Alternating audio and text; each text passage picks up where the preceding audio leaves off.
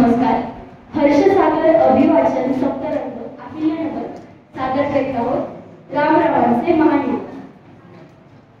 मी दिग्दर्शक सागर श्रीहरी अलापुरे. मी गायत्री सागर रघुवरे. मी हर्षवर्धन बनसोडे. मी हर्षाली निकम. मी हर्षदा निकम. या अभिवाचनाचे लेखक आहेत संजय कळमकर. तर सुरू करत आहोत रामरावांचे महानिर्वाण. आता निघा. जेवणाचा डबा माझ्यासमोर आदळत चौनं मला आदेश दिला. आदेश देणं ही आमच्या चौची खास सवय. ती मला कायम आदेशच देत असते. मी डबा उचलला आणि कोपऱ्यातील बॅग पाठीवर मारली. संध्याकाळी वेळेवर या. कशाला? मी शृंगारीत आवाजात विचारलं. सिलेंडर संपलाय, आणावा लागेल. अगं कधीतरी प्रेमाने यायला सांग ना. कायम गॅसवर काय ठेवतेस? अगं बाई, गॅसवर दूध. असं म्हणत ती आत पळाली. येऊ का? मी किचनकडे मोठ्याने ओरडलो. अहो थांबा, हो थांबा. थांबलो ग. अगं बायकोला प्रेमाने वाटे लावलं की दिवस मी कसा बरा जातो. ती बाहेर येऊन कमरेवर हात ठेवत ठसक्यात ओरडली. येताना कोपऱ्यावरच्या भाजीवाल्याकडे ताजा पालक मिळाला तर आणा. हे काय असलं का? अगं ऑफिसात जाताना तरी जरा प्रेमानं. कसलं प्रेम? पुढच्या आठवड्यात 50 आहे तुमची. डोळ्यावर बाटलीच्या पुडासारखा जाड चष्मा. दात हलताय. डोकं गोल फुटलेल्या कपाशीसारखं दिसतंय. आणि कसलं प्रेम? एवढासा जिना चढलात की घाण्याच्या बैलासारखे हफावता तुम्ही. अगं ऑफिसात खूप थकतो ग. त्यामुळे होत असेल तसं. पण सुलभा तिच्या वेळेस तर जाऊ दे. पण निदान मी ऑफिसला जातो तेव्हा तरी चेहरा हसरा ठेवत जा ना. अगं ती शेजारची मिनी बघ. ती पलीकडची आशा बघ. अगं अगदी नवरे ऑफिसला जाईस तवर काटाकडे दारात. रिकाम देगड्या पायाल्या. आल्यावर हाय, जाताना बाय. आणि साऱ्या संसाराची हाय हाय. हाय हाय मजबुरी. असं सॅड सॉंग गात मी पायात शूज चढवले. ठसकेबाज बडबड करत सुलभाने फरकाळावरचा कंबोरा काढला. त्याच्या तारा माझ्या गळ्याकडे आवळत पाहत आवळल्या. प्रिया जागा बैठक टाकली. 2-3 वेळेस ठाकरत नेहमीच नामस्त असलेला ठसा साफ केला. हा मी घाबरत ओरडलो. मी बाहेर पडल्यानंतरच तुझ्या गाण्याच्या रियाजाला सुरुवात कर. काय ना तू गायला लागले की लोक म्हणतात काय नवरा आहे. उठ सूट बायकोला मारत असतो. माझ्या या बोलण्यावर प्रतिक्रिया म्हणून बायकोला साड्या आवाजात रागाने राग आळवायला सुरुवात केली. मी घाबरून बाहेर पळालो. जिन्याच्या पायऱ्या उतरत असताना मांजर आडवं यावं तसा सान्यांचा दिने आडवा आला. काका काका काय रे दिने? रामराव मेले बरं का? मी जागीच उठलो. हातातील डबा खाली पडला, उघडला आणि उंदराने बेळाबाहेर डोकवावे तसे आतले घट्ट बेसन बाहेर डोकवायला लागले. ते पाहून शेजारून गेलेला साठी मोठ्यानं हसला.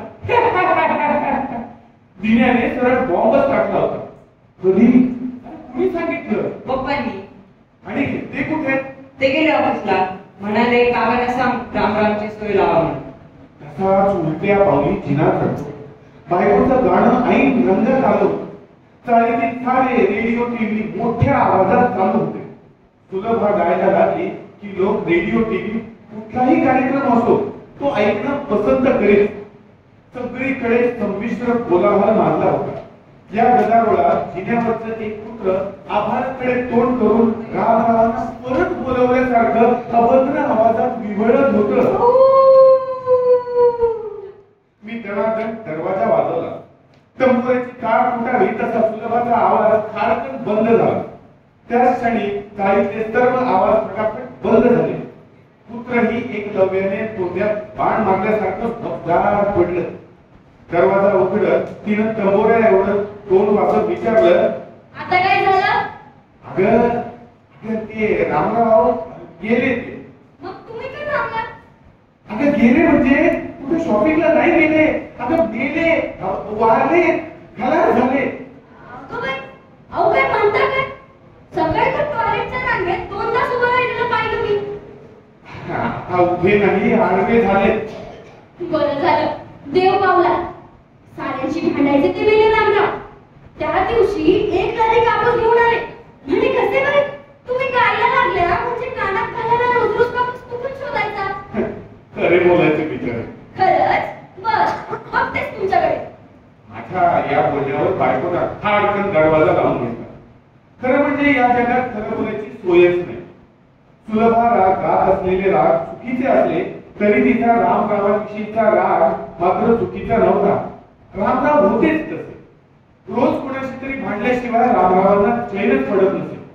रामराव पेन्शनर माणूस, एकटा राहायचा चाळी. खानावळीतून डबा यायचा, त्यावर उभा आडवा हात मारीत रामराव चाळीच्या मध्यभागी वडाचे झाड होते त्या खालच्या पारावर आडवे घ्यायचे. तसल्या भयंकर कोलाहलातही मेल्यासारखे गाढ झोपी जायचे. पुन्हा उठले की ग्लासभर चहा, संध्याकाळी पुन्हा खानावळीचा डबा आणि वेळ तेव्हा कुणाशीही तडाखेबाज भांडण. एकंदर रामरावांचा आदर्श दिनक्रम असा होता. मी चाळीच्या मधोमध असलेल्या पाराजवळ आलो. रामरावांचा देह तेथे अखेरची वामकुक्षी घेत होता. बहुधा प्रेत उघडं नको म्हणून आणि त्यावर चादर काढून गेल्या असावे. माझं प्रेताजवळ जाण्याचं धाडस काही झालं नाही. खांदा द्यायला चौघे शोधावे लागणार होते. तेवढ्यात मला गोखले दिसले. ते धक्क्या पावलानं मला चुकवत झाडाच्या खोडा आडून पसार होण्याच्या मार्गावर होते. माझी नजर जाताच ते दचकून थांबले. अहो गोखले. बोला. हो ते रामराव होते ना, ते गेले हो. गेले का? छान. हो छान काय, आता खांदा द्यावा लागेल. खांदे द्यावे लागेल. तुमचाच खांद्याला खांदा होता, बाकी साऱ्यांचा त्यांच्या शिवांदा होता. हो गोखले, माणूस मेल्यावर तरी सारं विसरावं लागतं. तो रामराव मेला तरी भांडणाचं नाही विसरणार. जाताना यमाशी भांडला असेल, वर जाऊन इंद्राशी वाटेल. आता तुम्ही माझ्याशी का भांडताय गोखले? ते बघा, थांबायचं नसेल तर चालू लागा. हो जातोच. तुम्ही बसा शोधत खांदेकरी. मी दिसलो की माझ्या टकलावर घासायचा. इथपर्यंत ठीक आहे. हो पुन्हा आमच्या केस गालभोर आणि लांब सडकेत म्हणायचा. विसरणार नाही रामरावाचं पुस्तक बोलणं. वारे वा, आमच्या हिला परवा म्हणतो कसा, तुमचे केस सुंदर आणि नवरा टकलू. त्यानं तुमच्याशी लग्न करून केसानं गळा कापला हो तुमचा. वारे वा. गोखले रामरावाच्या देहाकडे पाहत असं काही बडबड निघून गेले. मी पडलेल्या खांद्याने खांदेकरी शोधायला बाहेर पडलो. चौकातील गणा नावाच्या सलून पुढे गर्दी होती, तरी आशेने मी दुकानात गेलो. कुंभारानं मडके शेकून काढावे तसा गणा एका गिराईकाचं तोंड चटापटात चापट्या मारीत शेकत होता. गणा, अरे उभा याच आहे. 5 गिराईक झाली की लगेच तुम्हाला घेतो. बसा. अरे मी हजामतीसाठी नाही आलेलो. आमच्या चाळीत ते रामराव राहत होते ना, ते वारले बिचारे. वाईट झालं की चांगलं गिराईक केलं. ती साडी यायचं म्हातारं डोकं पात्रायला, पण लई भांडायचं हो. तिळी जात नव्हता त्याच्या तोंडात. अरे बाबा, आता मिटले काय यांचे भांडण? ते बघ, रामरावना कुणी नाही जवळ. आपल्यालाच न्यावं लागेल त्यांना स्मशान. अजाबात नाही जमायचं साहेब. गिराईकाची गर्दी बघितली का? तुमच्या बरोबर आलं होतं, हेच मला उचलून स्मशानात नेली. गणाच्या या बोलण्यावर सारी गिराईक फिरी हसली. हसल्यानं दाढी करताना एकाला ब्लेड लागले. फक्त तोच रामराव गेल्याची बातमी ऐकल्यासारखा रडू लागला. आता गणाकडे गाळ शिंदे ना बाहेर पडलो. समोरून परशा धोबी येताना दिसला. अरे परशा. रामराव साहेब, लगेच झाले कपडे मिळाले धुवायला. बाईसाहेब धुताना दिसत नाही. हे कपड्याचं बोलू दे रे. तुला माहित झालं का? अरे तुझं हक्काचे गिराईक रामराव ते गेले. अरे तिच्या मायला 4 कपड्याचे पैसे कुठून गेले की म्हातारा? हो ते 48 148 रुपये झाले साहेब. तुम्ही देता का? हे आता वर्षाचं हिशोबाची बडबड अशी सुरू केली. तसा मी तेथून काढता पाय घेतला. विमानाच्या अवस्थेत चाळीकडे निघालो. तेवढ्यात मागून आवाज आला. 10 रुपये देता भिकारी भीक मागत होता. मला एक कल्पना सुचली. मी त्याला थांबवले आणि त्याला म्हणालो, माझं एक काम कशी काय? सांगा साहेब. ऐक ना, एका माणसाला उचलून स्मशानात न्यायचंय. जिवंत आहे का मेलेला आहे? मेलेल्या. मग 200 रुपये पडते. इतके? कोण कुठला माणूस उगाच कांदळून व्हायचा? फुकटात येऊ काय? बरं आहे, ठीक आहे. तू आणि मी आपण झाले दोघे. अजून कोण मिळतील काय? इथंच थांबा साहेब. युनियनच्या ऑफिसात जाऊन अजून घेऊन ये. युनियन? तुमची पण युनियन आहे का? लय स्ट्रॉंग आहे. आम्ही आता मुंबईत धरणार आहे. कशासाठी? विधान परिषदेवर आमच्यात काही प्रतिनिधी घ्या. अरे भिकाऱ्यांनो, तुम्हाला कशाला प्रतिनिधित्व हवंय? देशाला भिकारी करायला. आणि अजून एक मागणी करणार आहे बरं का. कुठली मागणी? आम्हाला इंटरनॅशनल परमिट दिलं पाहिजे. इंटरनॅशनल म्हणजे कशाला? कोणत्याही देशातून भीक मागायची परवानगी. वा वा वा, काय बरं मागणी आहे. नंतर एकदम निघत तो म्हणाला, बरं मग आणू का मग अजून दोघं? आणि पण रेट जरा कमी कर. अजिबात जमणार नाही. Rate fix. इथं नाते कांदे द्यायची पाय आहे, तर लांब जाऊन उभे राहते. आम्ही तर करते. आणि बरं कसं आहे, नेहराला इतका नेऊ आता वाटायला पाहिजे आपण जिवंत असतो तर बरं झालं असतं. बर बर. आण तो पळा. मी चाळीत आलो. चाळीत गर्दी जमली होती. मी घरात गेलो तशी सुलभा ओरडली, रामरावानं मृत्यूपत्रात काही लिहून ठेवलंय का तुमच्यासाठी? हो हो ठेवले. तू चुप बैस. काय चूक? उचलायला खांदेकरी मिळतात का ते पहा आधी. आत्ता येते. भिकारी असले म्हणून काय झालं? काय म्हणजे आता तुम्ही भिकाऱ्यात सामील होणार? अगं खरे भिकारी तर हे चाळकरी आहेत, जे खांदा द्यायला सुद्धा तयार नाहीये. याच्याशी माणसाने नीट वागावं ना. हो, प्रेतामागे रडायला बाईची नाहीये काही. बायकोच्या अशा चिडवण्यानं मी इरेला भेटलो. तार बाहेर निघालो. मागे धावतच तिने विचारलं, तू बघतच राहा. रामरावांची अशी अंत्ययात्रा काढतो की साऱ्या शहराला तोंडात बोट घातलं पाहिजे. कुणाच्या? रामरावांच्या? नाही, तुझ्या. त्या नादात मी जिना उतरल्याचेही मला समजले नाही. नेत्याची सभा जोरदार करावी असा चंग बांधलेल्या कार्यकर्त्यासारखं माझ्या अंगात वारं संचारलं. त्या धुंदीतच मी शहराबाहेरच्या एका गल्लीत येऊन पोहोचलो. तिथे अनेक रिकामटेकड्या बाया आणि पुरुषांचे जत्थे तोंडात पान चगळावर तशा गप्पा चगळत बसलेले दिसायचे. बाहेरचं एक टोळकं मला दिसलं. पुरुषाशी बोलावं म्हटलं तर कोणी पुरुष दिसे ना. मग हिंमत करून मी त्यांच्या जवळ गेलो आणि म्हणालो, भाई मला पुरुष पाहिजे.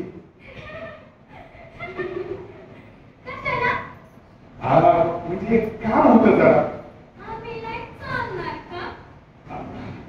नाही पुरुषच पाहिजे.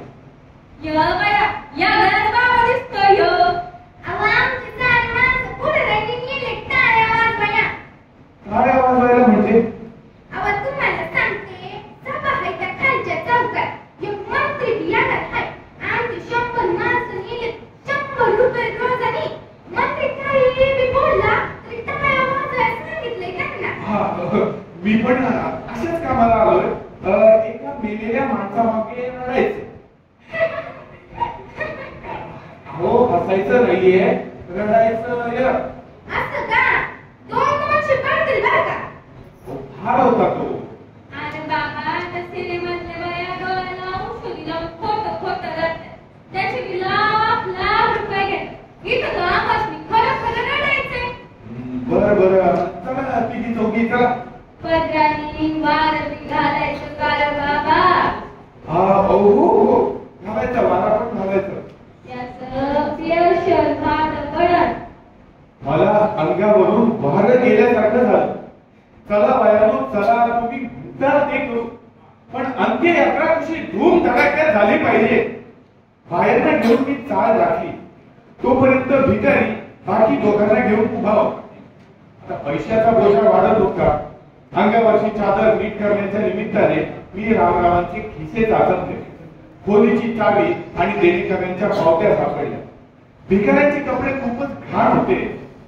तेवढ्या त्यांना म्हणालो, चावी त्यांच्याजवळ दिली आणि म्हणालो, जा खोलीतून रामरावाचे कपडे घालून या.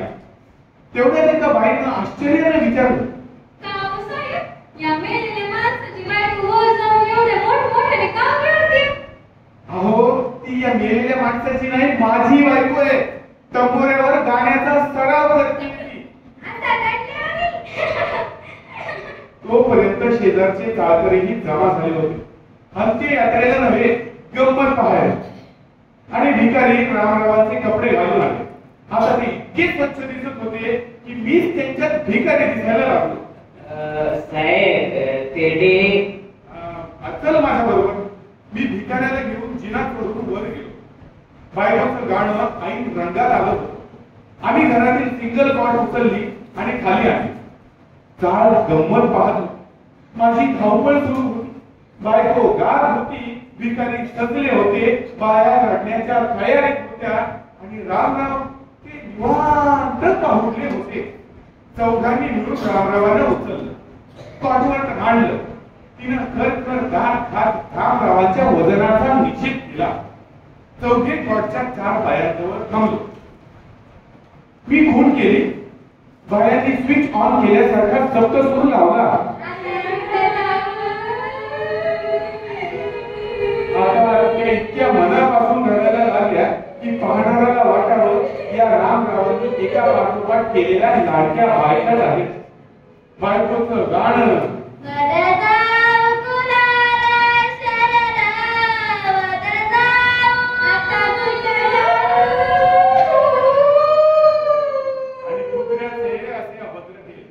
चाळीला बॉम्ब पडलेल्या काबूलचं स्वरूप प्राप्त झालं. प्रेत यात्रा निघाली. 4 घरचं खाऊन धिप्पाट झालेले भिकारी, रडणाऱ्या बाया, मी काटोळा सरकारी काढून. दुपारची वेळ, रस्त्यावर तुरळक गर्दी. तरीही बायांच्या प्रचंड भसाड्या रडण्यानं घरातील माणसे पटापट बाहेर येऊन डोक्यावर. हळूहळू प्रेत यात्रेला चांगली शोभा येऊ लागली. एकदाच स्मशानात आलो. प्रेत डोक्याजवळ ठेवलं.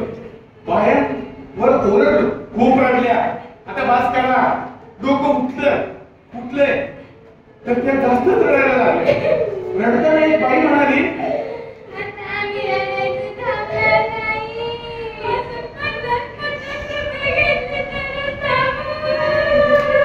शेवटी रडणं थांबवण्याचे 50 रुपये कबूल केले. तेव्हा रडणं थांबून एकदम तेथे थांबा रे असं भिकाऱ्यावर ओरडत स्मशानाच्या कोपऱ्यातील ऑफिसात गेलो. तेथे एक कडक इस्त्री केलेल्या चेहऱ्यासारखा तारा बसलेला होता. तुम्ही पूर्व परवानगी शिवाय प्रेत कसं आणलं? रामराव अचानक गेले हो. प्रेताच्या जवळचं कोण आहे? मी एकटाच. मयकिसन तुमचा कोण? शेजारी. तुम्ही त्याचे कोण? शेजारी. हा तो बघा, आता ते आमच्या शेजारी राहत आणि आम्ही त्यांच्या शेजारी राहतो. त्यामुळे आमचं नातं म्हणजे शेजारी असं म्हणत मी नकळत हसलो. त्यामुळे म्हातारा आणखीनच भडकला. खिडकी बाहेर डोक्यावर म्हणाला, अंत्ययात्रेत जास्त लोक दिसत नाही. मिळाले नाहीत ना. म्हणजे अहो आले नाही तर मामला संशयाचा आहे. कसे वागले ते रामराव? त्याच्या मनानच वागले. ज्येष्ठ नको पीएम. आता पीएम कुठे येणार अंत्ययात्रेला असं म्हणून मी नकळत हसलो. तर म्हातारा एकदम फडफडायला लागला. पोस्टमॉर्टम म्हणतोय मी चला उचला ते प्रेत आणि अहो प्रेत म्हणजे बिराड. मी भाडेकरू आणि तुम्ही काय मालक आहात का? उचला बिराड आणि हो बाहेर म्हणायला. मगापासून ज्येष्ठ काय करता? मशानातून काय हसतात? काहीतरी गडबड. पीएम रिपोर्ट दाखवा मग पाहू. अहो पीएमची काय गरज आहे? आधीच संशयाला चांगला आहे. काय प्रेताला नाहीये का? काही समजा पोलीस बोलवा, डॉक्टर बोलवा, पंचनामा करा. नाहीतर प्रेत तिकडे घेऊन जा. अहो पण बाबा हे करा, हे 500 तुम्हाला देतो ना. बापरे, आता तर नक्कीच घोटाळा. सांगितलेले सुपस्कर केल्याशिवाय अंत्यविधीला परवानगी नाही. जाऊ का परत? तुम्हाला परवानगी आहे. आता रामराव असते तर यांच्याशी भांडून अंत्यसंस्कार करून घेतला असता असा विचार करत ओट्याजवळ आलो. बाया आडव्या तिडव्या गप्पा मारत बसलेल्या होत्या आणि भिकारीही त्यांच्या गुणानुसार तिथेही भीक मागू लागले. रामरावांच्या नावाने 5,000 रुपये द्या माये. अरे इथं पण भीकच मागायला लागलात काय? इथं अजिबात भीक मागू नका. आणि ऐका, हे तुम्ही दोघं तुम्ही एक काम करा, पोलीस स्टेशनला जा आणि 2 पोलिसांना घेऊन या. जा. थोड्याच वेळात भिकारी पोलिसाला घेऊन आल्याबरोबर त्यांनी सर्वांकडे डोळे वटारून पाहिले. बाजी प्रभू मिशाचा पीळ भरला. देवीवरून उघडलेलं बक्क चावलं आणि लाकडी दंड्या बगलेत पकडून तो मोठ्याने ओरडला. कोण दिलं पुन्हा तानाचं ताप द्यायला? साहेब, मिटवून घ्या. त्याचं झालं असं बघा, मी ठाकूरच्या इथला येऊन सारी हकीकत सांगितली. तसा तो म्हणाला, बाळा सरकारी दवाखान्याचे डॉक्टर ही दस्तापासून दे ना मेल्याचं सर्टिफिकेट घेऊया पंचनामा करून. पोलिसांनी थक्कल मारली. मी डॉक्टरांना आणायला निघालो आणि आश्चर्य घडलं. स्वतः डॉक्टरच घोड्यासारखे खिंकत उड्या मारत तिथे हजर झाले. हेच विस्कटलेले, डोळ्यावर तावदारासारखा जाड चष्मा, कानात स्टेथोस्कोप, पायघोळ पांढरा कोट आणि वरच्या खिशातून डोकावणारी सिरीज. कोणाचा दुखतंय? हो डॉक्टर, बघा दुखणं संपलं की माणसाला तिथे आणतात. आता आलाच आहात तर वरवर पीएम करा आणि डेथ सर्टिफिकेट द्या. तुमची फीस देऊन टाकू. कुठे पेशंट? मी प्रेताकडे बोट टाकतो. अरे झाडा पोलिसा बसलास काय पटकन मारून? उठ लवकर, मी तपासतो, तू लिहून घे. पोलीस संतापाने उठला. तडफडतच त्याने स्मशानात पडलेला एक कागद शोधला. तोही नेमका प्रयोग बघितला. पोलिसांना त्यातलं पहिलं सदर वाचलं. प्रयोगाचे नाव झोपलेला माणसाचा पंचनामा. डॉक्टर, अहो हा माणूस झोपलेला नाही, मेलेला आहे. अहो तुम्ही चुप बसा. मध्ये मध्ये बोलून सरकारी कामात अडथळा आणू नका. हा माणूस झोपलेला आहे की मेलेला हे निष्कर्षात समजेल आणि निष्कर्ष शेवटी असतो. असं म्हणून डॉक्टर एकदम विचित्र काहीतरी हसू लागले. पोलीस दादा, पुढचा कॉलम वाचा. इंजेक्शन, स्टेटस्कोप, स्वतः मी डॉक्टर आणि तुमचं नाव घाला. मग कशाला? सायन्सच्या लोकांना काही समजत नाही.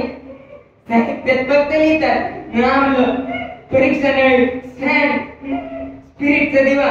ते आमचं काय आपोआप पेटत. त्या साहित्यात माणूस नको. रम्माने असं बडबडत पोलिसांना स्वतःचं नाव लिहिलं. तोपर्यंत प्रेत यात्रेला आलेले इतर लोक आमच्या भोवती जमा होऊन हसू लागले होते. कुरुती पोलिसांना पुढचा कॉलम वाचला. मी कृती करतो, तुम्ही दिसेल ते लिहा. असं म्हणत डॉक्टरांनी गरागरा प्रेताभोवती चक्रा मारायला सुरुवात केली. अरे मध्ये ते विचित्र काहीतरी हर्षवायू झाल्यासारखे हसतही होते. मध्येच त्यांनी टुनकन उडी मारत रामरावाच्या पोटावरच थक्कल मारली. मला सिंहाच्या अंगावर उड्या मारणारा गोष्टीतला उंदीर आठवला. नाडी पाहतो म्हणत डॉक्टरांनी सरळ रामरावांच्या पायजम्याची नाडी फोडली. तेव्हा त्याने स्मशान आहे याचा विचार पडून लोक हसू लागले. नंतर त्यांनी स्टेथोस्कोपने रामरावांचा गुडघा तपासला आणि मग रामरावांना चक्क इंजेक्शन दिले. मला फुलीचे इंजेक्शन दिल्यासारखे गरगरायला लागले. सारे हसत होते. पोलीस लिहित होता रामराव मेले होते.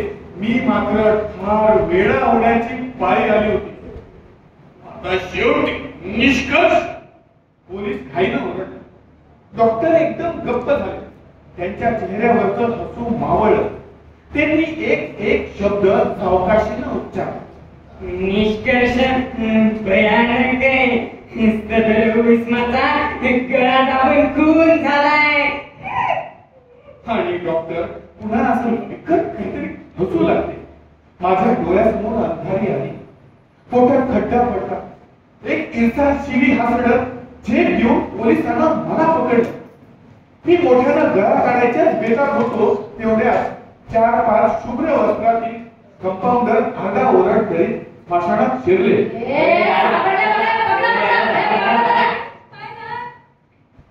त्यांनी कोंडाळा करून डॉक्टरांना पकडलं. पोलीस दंड्यात फिरत ओरडलं, सोडा त्या डॉक्टरला सोडा, हे तर पंचनामा चालू आहे. पोलीस दादा एकच तर डॉक्टर, अहो आमच्या इस्पितळातला येणा आहे यो, डॉक्टरचा कोट घालून पळून आलाय. अहो आधी होत्या इस्पितळातला मी डॉक्टर होता, येण्यावर इलाज करता करता योच येडा झाला. डॉक्टर खदा खदा हसू लागले. मग पोलीसही हसला, लागोपाठ मीही हसलो. सारेच हसायला लागले. मला वाटलं आता रामराव हसतील की काय. आम्ही घाई घाईनं चिता रचली. रामरावांचा अवजड देह उचलून त्यावर ठेवला. मी टेबा पेटवून चितेला लावला. हळूहळू आग भडकली. अचानक भयंकर काहीतरी घडलं. भस्कन चिता उधळली. वरची लाकडं काही बाजूला फेकली गेली. डॉक्टर खिंकाळत होते. जमलेले लोक, भिकारी, बाया, मी जाम हादरलो. बाया भूत भूत म्हणत किंचाळत पळाल्या. भिकारी तर विद्युत वेगानं परागंदा झाले. पोलीस तर सर्व आधी गायब झाला होता. मी डोळे वाचून पाहत आहे. रामराव शांतपणे डोळे चोळत उठले. त्यांनी हात वर करून जांभई दिली. मग मला किती वाजले ते विचारलं. वर पाहिलं, वर वड नव्हता. खाली पाहिलं, खाली ओटा नव्हता. बाजूला पाहिलं, बाजूला चाळ नव्हती. आग आग असं ओरडत त्यांनी काढत खाली उडी मारली. संतापानं माझं बपट पकडत ते ओरडले,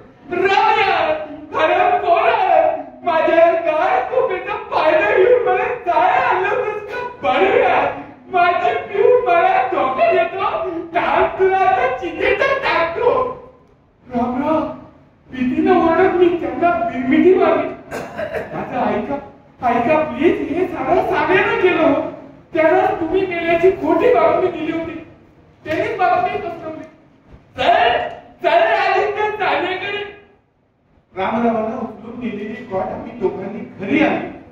रामराव गेल्यानं चाळीत आनंद पसरला होता. त्यांना जिवंत पाहून दंगल पेटल्यासारखी पळापळ सुरू झाली. मी दरवाजा वाजवला. सुलभा घाईनं फार उघडत म्हणाली, गेले का एकदा ते रामराव स्वर्गाच्या सहलीला? माझ्या गाण्याला श्वान नाही म्हणायचा मला. मोठं काम करून आला. या आज मस्त शिरापुरी केलीये. रामराव गपकन पुढे येत म्हणाले, मी तर रात्री वेळेवर परत आलो की. रामरावांना पाहून सुलभा सप्त स्वरात किंचाळली. घाबरून आत पळाली. थोड्याच वेळात स्वयंपाकघरात ज्वारीचं पोतं पडल्यासारखा धबधब आवाज झाला. ती बेशुद्ध पडली असावी. तेवढ्यात साने जरा जिना चढत वर आले. आल्याबरोबर रामरावांनी त्यांच्यावर डोळे फिरवले. आयो आव माफ करा की रामराव, तुमच्या कुंभकर्णी झोपेमुळे मी आपली आवाई उठवली हो. तुम्ही मेल्याची हो. अहो पण मला काय माहित हे प्रकरण स्मशानापर्यंत जाईल म्हणून. पण तू आज काय केलं सान्या? अहो आज कोणता महिना सुरू झालाय? एप्रिल. April fool. असं ओरडत कोपऱ्याचे दंडुका घेऊन रामराव सान्यांवर धावले. साने उंदरासारखे निसटून जिन्यानं तुटून खाली पळाले. रामराव संतापाने बेभान होऊन त्यांच्या मागे पळाले आणि अचानक त्यांचा पाय निसटला. ढग गडगडल्यासारखा आवाज झाला. मी त्यांना पाहायला घाईनं जिना उतरत असताना सान्यांचा जिन्या आरवा येत ओरडला, काका आता रामराव